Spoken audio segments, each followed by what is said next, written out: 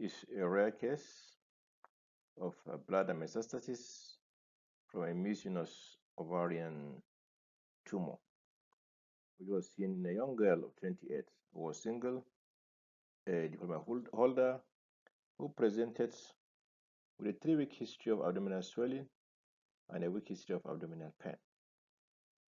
There was also a history of hematuria and necroturia, and she volunteered a history of recent weight loss.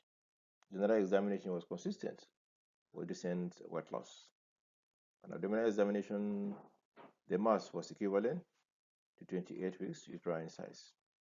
There were heart masses found in the anterior vaginal wall and in the pouch of Douglas. Ultrasound revealed a multilocular solid ovarian lesion with a suspected bladder metastasis. There was also grade 2 hydronephrosis. So this is a transabdominal video. Here you can see the bladder and not the echogenicity of the bladder content. This is the upper vagina, and this is the heart mass felt on vaginal examination. This is the cervix stretched out, and this is the fundus of the uterus. This is the skin. So the fundus of the uterus is closely applied to the anterior abdominal wall here. Note that this huge mass has pushed the uterus up and stretched the cervix. Let's look at the video. Bladder, mass in the anterior vaginal fornix, the mass in the pouch of Douglas, multilocular solid lesion as can be seen, the stretched out cervix, not the cervical canal here, continues up to the endometrium. You see that?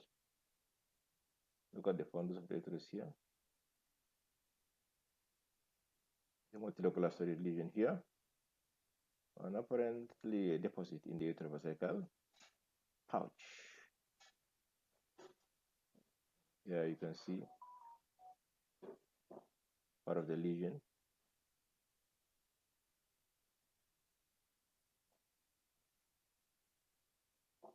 So this is within the bladder. Look at this cauliflower lesion within the bladder, and look at the contents of the urinary bladder.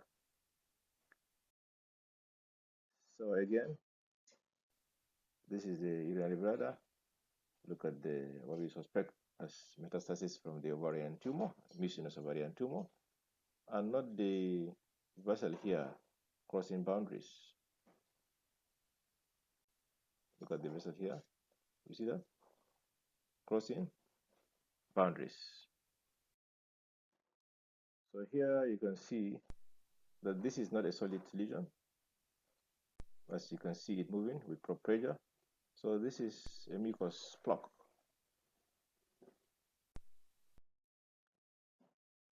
So you see that here, mucus plug.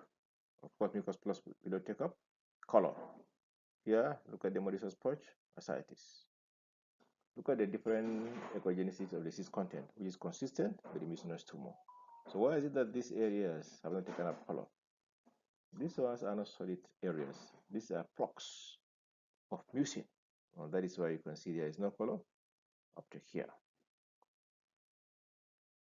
So we wanted to get the histology so as to decide on the choice of neoadjuvant chemotherapy.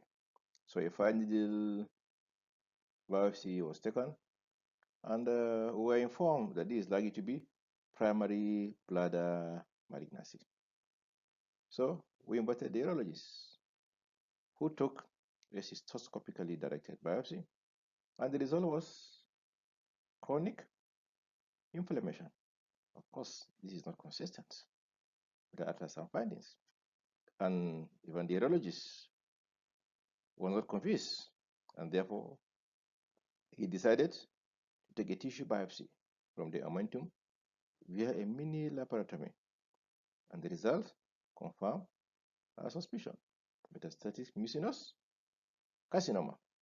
Unfortunately, the patient died during this period of uncertainties. I am presenting this case with a heavy heart because I have a feeling they would have improved the quality of life of this young girl, 28, single, diploma holder, if you had intervened early. To me, once a suspicion of cancer is entertained, every effort should be made to arrive at a final diagnosis and take appropriate measures. We did that, but the conflicting diagnosis between the 5-lead aspiration biopsy and the cystoscopic directed biopsy did not help, but rather prolonged the waiting period. I consider suspicion of cancer like wildfire. You either nip it in the bud early or delay and end with devastating consequences. Unfortunately, this played out in this case. So the lessons learned here is that always expedite tissue diagnosis rather than go on a merry-go-round. Thank you very much for listening.